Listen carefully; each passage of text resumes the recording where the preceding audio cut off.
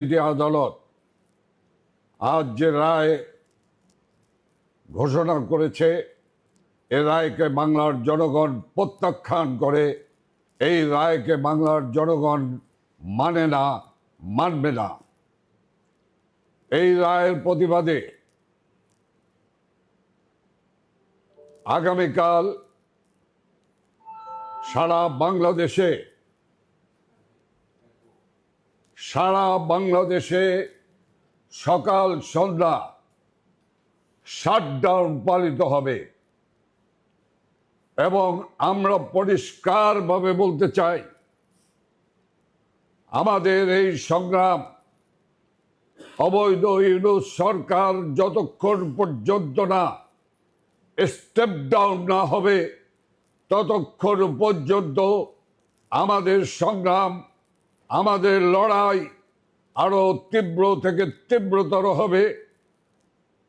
আমি বাংলাদেশের সকল মানুষের প্রতি মাননীয় প্রধানমন্ত্রী, গণমানুষের নেতা, বাংলার অবিসংবাদিত নেতা, জাতির পিতা বঙ্গবন্ধু কন্যা শেখ হাসিনার সালাম এবং কৃতজ্ঞতা জানিয়ে বাংলার জনগণকে আমি তার অভিনন্দন জানাচ্ছি। আমার সুপ্রিয় ভাই এবং বোনেরা, এই জালেম সরকারের কাছ থেকে মুক্তি পেতে হলে এই জালেম সরকারকে, এই খুনি ইউনূস সরকারকে পদত্যাগে বাধ্য করতেই হবে। আমির সংগ্রামরত সকল সহকর্মী যোদ্ধাদেরকে বলবো, আমাদের এই সংগ্রাম চালিয়ে যেতে হবে।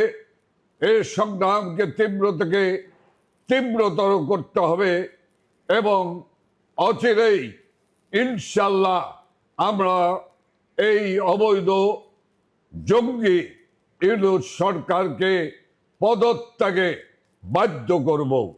লড়াই এই ইউনূস সরকারকে স্টেপ ডাউন না করা পর্যন্ত আমাদের চলবেই, সংগ্রাম চলছে এবং চলবে। মনে রাখতে হবে, জাতির পিতা বঙ্গবন্ধু শেখ মুজিবুর রহমানকে মিথ্যা আগরতলা ষড়যন্ত্র মামলা দিয়ে পাকিস্তানি শাসক এবং শোষক গোষ্ঠী তাকে ফাঁসির কাস্টে ঝোলাতে চেয়েছিল, কিন্তু বাংলার জনগণের আন্দোলনের তীব্রতা দিয়ে সেই জাতির পিতা বঙ্গবন্ধু শেখ মুজিবুর রহমানকে মুক্ত করেছিল। জাতির পিতা বঙ্গবন্ধু শেখ মুজিবুর রহমান বাঙালির স্বাধীনতা ঘোষণার পরে তাকে গ্রেপ্তার করে পাকিস্তানি কারাগারে আটক করে তার সেলের পাশে কবর তৈরি করেছিল। তাকে ফাঁসি দিয়ে সেই সেলের পাশে কবর দেবে।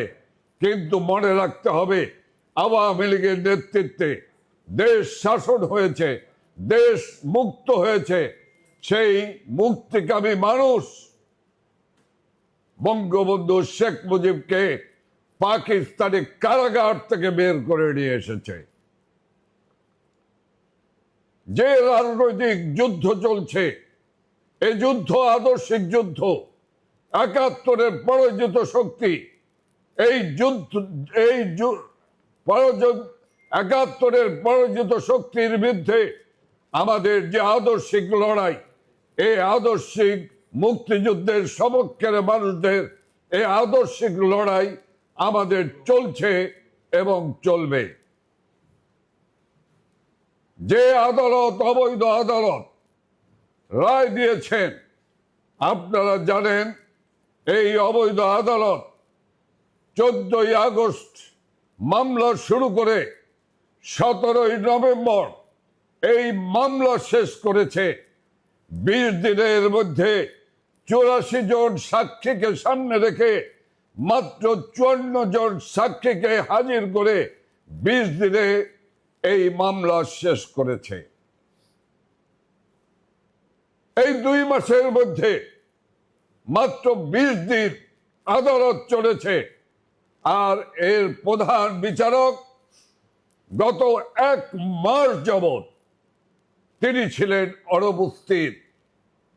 তারপরও প্রতিশোধের লক্ষ্য নিয়ে বাংলার মানুষের প্রিয় নেত্রী, যে নেত্রী এই ধ্বংস হওয়া বাংলাদেশকে পুনর্গঠন করেছিলেন, দেশকে একটি আধুনিক রাষ্ট্রে পরিণত করেছিলেন, উন্নয়নের শীর্ষ পর্যায়ে নিয়ে গিয়েছিলেন, সেই আদর্শে আমাদের প্রিয় নেত্রী প্রধানমন্ত্রী শেখ হাসিনার বিরুদ্ধে যে রায় দিয়েছে, আমি বিচারকদের উদ্দেশ্যে বলবো যে বিচারপতি তোমার বিচার করবে যারা আজ জেগেছে এই জনতা, জনতার উর্মিমালায় শেখ হাসিনা বীরের বেশে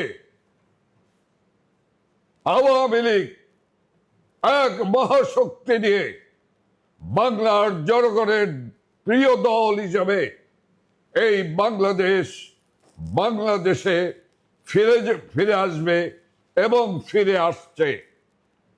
কাজে ঐক্যবদ্ধভাবে লড়াই করুন, সংগ্রাম করুন।